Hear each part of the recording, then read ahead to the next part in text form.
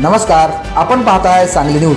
देव, देश आणि धर्मासाठी विट्यात मोठे कार्य केले जाणार। श्री शिवप्रतिष्ठान हिंदुस्थान आणि राष्ट्रीय स्वयंसेवक संघ यांच्या माध्यमातून विटा शहरात दिनांक 12 जानेवारी रविवार सकाळी 9 ते 4 वाजेपर्यंत रक्तदान शिबिराचे आयोजन करण्यात आले आहे। विटा येथील ब्राह्मण गल्लीतील गणपती मंदिरामध्ये हे रक्तदान शिबिर होणार आहे।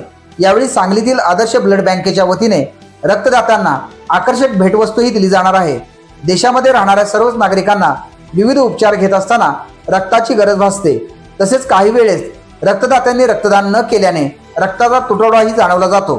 त्यामुळे समाजातील ही सर्वात महत्त्वाची आणि मोठी दरी ओळखून या दोन्ही हिंदुत्ववादी संघटनांनी सकल हिंदू समाजातील बांधवांसाठी रक्तदान शिबिर आयोजित केले आहे।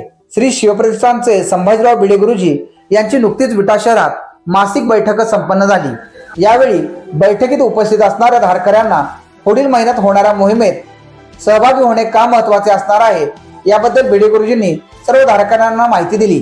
तसेच भिडे गुरुजींनी या होणाऱ्या कार्यक्रमाबद्दलही सर्वांना रक्तदान करून आपण समाजाबद्दल महत्त्वाचे आणि निर्णायक कार्य करणार असल्याचेही त्यांनी या प्रसंगी सांगितले।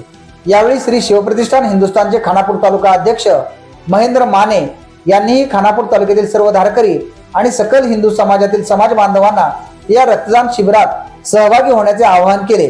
तसेच राष्ट्रीय स्वयंसेवक संघ ही या रक्तदान शिबिरासाठी तयारी करत आहे।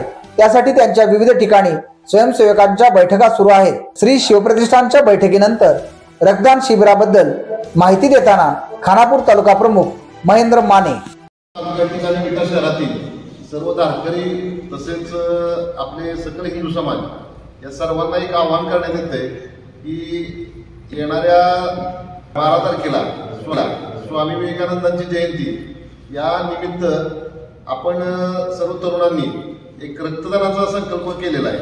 तर त्याच्यामध्ये सर्वांनी जास्तीत जास्त रक्तदान करण्यासाठी त्यात उपस्थित राहून आपण योगदान देणं आपलं एक राष्ट्रकर्तव्य असं म्हणून आपण सर्वांनी सहभागी होऊया। सांगली न्यूजसाठी विद्याधर कुलकर्णी, विटा।